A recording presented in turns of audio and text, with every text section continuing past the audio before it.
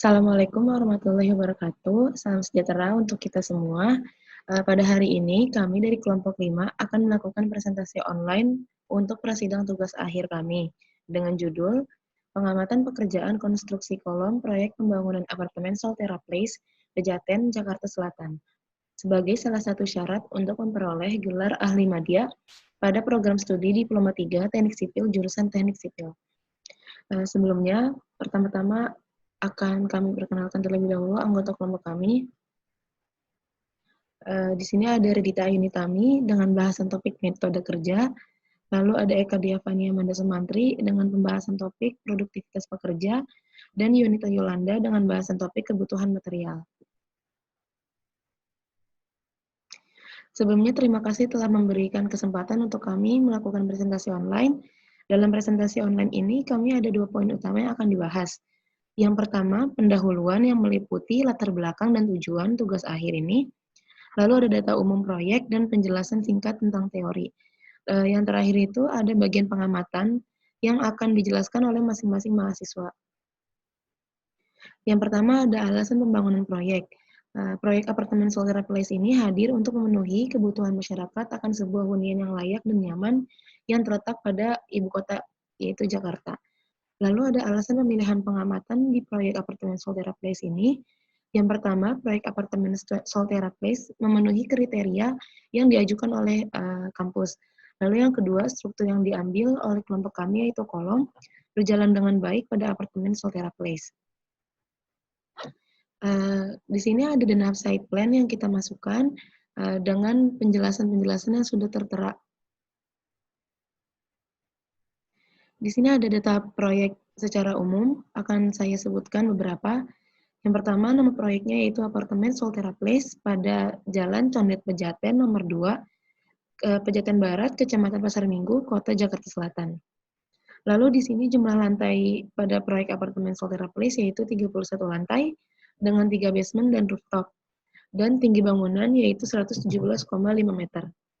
Dengan kontraktor utamanya yaitu PT Waskita Karya. Lalu masuk ke tujuan kita membuat tugas akhir ini yaitu untuk mengetahui produktivitas tenaga kerja, metode kerja, kebutuhan material pada pekerjaan struktur kolom di proyek apartemen Soltera Place.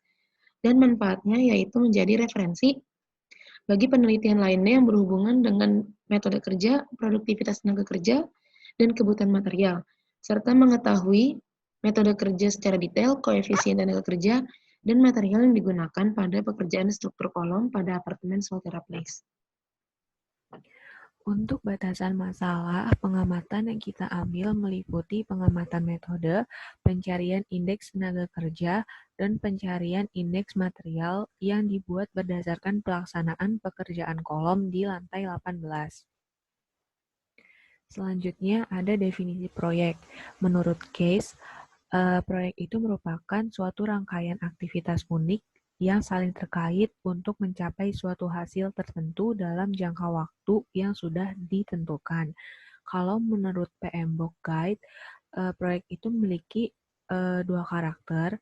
Yang pertama itu adalah sementara, yang dikarenakan proyek itu memiliki jadwal yang sudah pasti kapan dimulai dan kapan diakhiri. Yang kedua itu ada unik. Mengapa? Karena di setiap proyek memiliki permasalahan dan penyelesaian masalah yang berbeda-beda. Selanjutnya ada kolom. Ini merupakan struktur pengamatan yang kita ambil.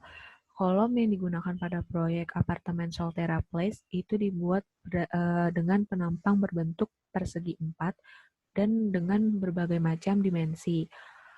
Dengan nilai Islam 12 plus minus 2 cm, tebal selimut 40 mm, mutu beton K500, dan mutu baja tulangan BJTD 40.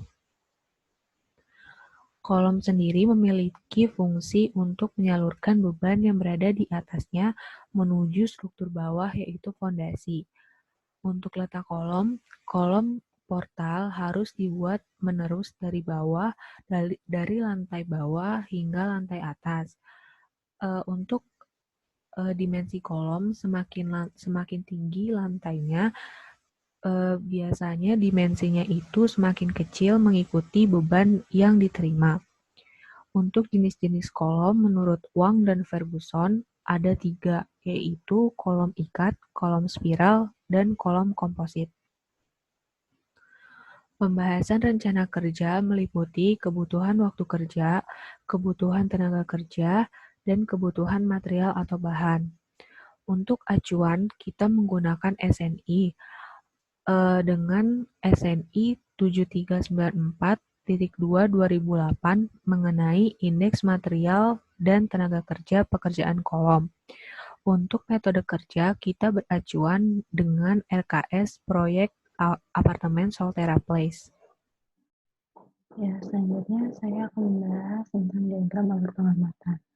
Nah, di diagram alur pengamatan ini menjadi suatu acuan bagi kami untuk pengerjaan laporan kami.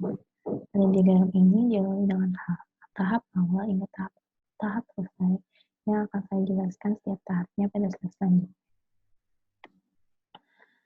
Pada tahap awal yang harus dilakukan untuk pengamatan kami yaitu survei lokasi.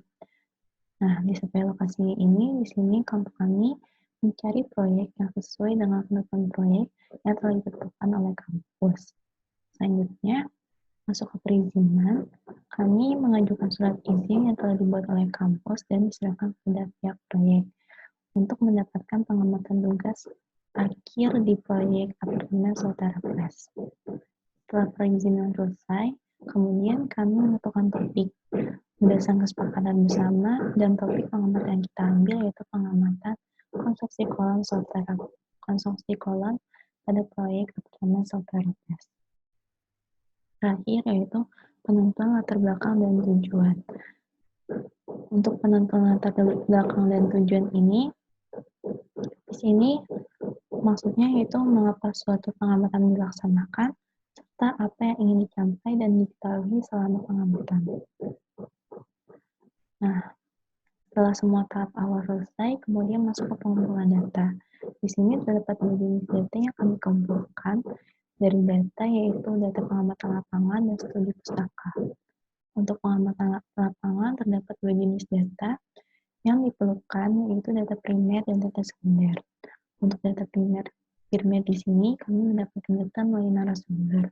Data primer di sini meliputi dokumentasi pekerjaan di lapangan berupa foto atau video, kemudian wawancara yang akan kami tanyakan pada pihak yang ada di lapangan sesuai proses pekerjaan struktur kolom tersebut. Selanjutnya ada data sekunder. Data sekunder ini didapatkan dengan melihat dan mencatat data yang ada di perusahaan. Data sekunder tersebut yang kami kumpulkan adalah metode kerja pelaksanaan proyek, rencana kerja dan syarat-syaratnya, jam bekerja untuk pedoman saat pengamatan di lapangannya, terakhir yaitu izin pelaksanaan pekerjaan yang berbentuk form untuk diajukan setiap akan melaksanakan kegiatan item pekerjaannya. Untuk studi pustaka, di sini kami mengumpulkan data dari berbagai penelitian ataupun ahli yang menjadi relevan dengan masalah yang mendukungnya. Setelah pengumpulan data selesai, kemudian dilakukan pengolahan data dan analisa. Berdasarkan 3 fokus pembahasannya yaitu metode kerja, produktivitas tenaga kerja, dan kebutuhan material.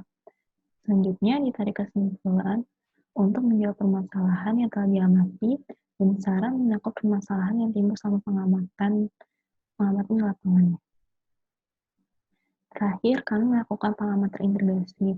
Maksudnya yaitu pengamatan pekerjaan terintegrasi dengan objek sebelumnya. Untuk pekerjaan konstruksi kolom ini, pekerjaan sebelumnya yaitu pekerjaan struktur plat dan balok. Di sini objek pengamatan yang kita ambil yaitu struktur kolom pada Apartemen Soltera Place yang dibagi dengan 3 topik yaitu metode kerja, produktivitas tenaga kerja, dan material. Ya, di sini saya akan mengambil pembahasan tentang metode kerja. Jadi metode kerja itu yaitu suatu metode pada proyek konstruksi di mana perencana dan pelaksana menjadi pemegang penting dalam perjalannya proyek dari awal sampai akhir proyek itu selesai. Nah, Nanti dari hasil pengamatan tersebut akan dibandingkan dengan rencana kerja dan syarat-syarat yang terdapat pada proyek tersebut. Nah, nanti selama pengamatan yang saya ambil ini, metode kerja ini akan diamati dari pekerjaan awal hingga akhir. Nah, pengamatannya itu saya akan mengumpulkan data berupa tujuannya, alat dan bahan yang digunakan, tenaga kerja yang untuk mengerjakan konstruksi kolom tersebut, alat pelindung diri yang digunakan untuk pekerjaan konstruksi kolom tersebut, dan prosedur yang dilaksanakan setiap tahap metode pekerjaannya. Nah, di metode pekerjaan konstruksi kolom ini diawali dengan persiapan, kemudian masuk ke pembersihan kolom, setelah pembersihan kolom selesai, masuk ke backcasting kolom, lalu pengecasan kolom, dan terakhir pembongkaran backcasting. Kita masuk ke tenaga kerja. Pertama-tama saya akan memberitahukan pengertiannya, yaitu orang yang mampu melakukan pekerjaan guna menghasilkan barang atau jasa baik untuk memenuhi kebutuhan sendiri maupun masyarakat. Tenaga kerja pada proyek apartemen Soltera Place ini dibagi menjadi dua, yaitu tenaga kerja borongan dan tenaga kerja langsung. Tenaga kerja borongan pada proyek apartemen Soltera Place dibagi menjadi 4, yaitu mandor, kepala tukang, dan operator alat berat. Lalu pada tenaga kerja langsung dengan pengertian yaitu tenaga kerja yang direkrut langsung oleh perusahaan kontraktor. Biasanya ini adalah pekerja yang ada pada kontraktor itu sendiri. Tadi adalah pengertian mengenai tenaga kerja, sekarang masuk ke produktivitas tenaga kerja. Tenaga kerja sendiri itu kan penting dalam mengatur kinerja suatu perusahaan. Dari tenaga kerja itu akan menghasilkan, tenaga kerja itu memiliki produktivitas tenaga kerja yang akan menghasilkan suatu indeks tenaga kerja berdasarkan beberapa data-data yang akan diambil. Nah, di sini data-data yang diambil untuk mengetahui indeks tenaga kerja, yaitu pertama waktu pekerjaan. Waktu pekerjaan itu diamati langsung di lapangan saat pekerja mulai mengerjakan suatu pekerjaan yang dihitung dengan stopwatch. Di sini karena pekerjaan yang diambil adalah struktur kolom, berarti contoh saat pekerjaan mengikat pembersihan kolom, itu nanti dihitung waktu pekerjaannya. Lalu yang kedua ada jumlah tenaga kerja. Dihitung berdasarkan jumlah pekerja yang aktif bekerja di lapangan pada saat melakukan pekerjaan kolom. Yang ketiga adalah volume pekerjaan. Ini untuk mengetahui banyak material pekerjaan yang digunakan dalam satu kolom dan untuk menghitung jumlah pekerja per 1 meter kubik dalam pekerjaan kolom. Dari data-data tersebut, maka akan bisa dihitung indeks tenaga kerjanya dengan rumus durasi dikali jumlah tenaga kerja dibagi volume dikali waktu kerja sehari yang akan menghasilkan X, kita sebut di sini X, yaitu koefisien OH. Lalu dengan waktu kerja sehari pada proyek apartemen Soltera Place ini, yaitu dari jam 8 sampai jam 5 sore, berarti 9 jam per hari. Selanjutnya ada pembahasan material. Material merupakan komponen yang penting dalam menentukan besarnya biaya dalam suatu proyek. Material konstruksi biasanya dibagi menjadi dua, yaitu bahan permanen dan bahan sementara. Kalau bahan permanen itu merupakan bahan yang kelak akan menjadi bagian tetap dalam bangunan tersebut. Kalau bahan sementara merupakan bahan yang digunakan kontraktor dalam membangun proyek tersebut. Sebagai contohnya pembangunan bedeng dan lain-lain. Material dalam pekerjaan struktur kolom secara umum yaitu ada beton ready mix, beton tahu, besi tulangan, kawat bendrat, dan backcasting. Yang pertama ada beton ready mix. Dikarenakan gedung ini menggunakan struktur beton bertulang, maka beton ready mix menjadi bahan utama. Mutu beton yang digunakan dalam struktur kolom merupakan K500 dan disuplai dari PT Siam Group dan PT Merak Jaya Beton. Yang kedua ada baja tulangan beton ulir yang disuplai dari Jakarta Cakra Tunggal Steel Mill. Yang ketiga ada beton tahu yang digunakan sebagai penyangga atau pengganjal antara tulangan besi dan si backisting agar tidak berhimpit. Yang keempat, ada kawat pengikat yang berfungsi untuk mengikat tulangan satu dengan tulangan lainnya agar tidak bergerak atau bergeser saat pengecoran. Dan yang terakhir, ada backisting. Pada apartemen Soltera Place menggunakan backisting aluminium formwork atau yang biasa kita kenal dengan kumkang. Kelebihan dari backisting ini itu mulai dari segi kecepatan, kualitas, keamanan, kemudahan dalam perakitan, kemudahan dalam mobilitas, dan lain-lain.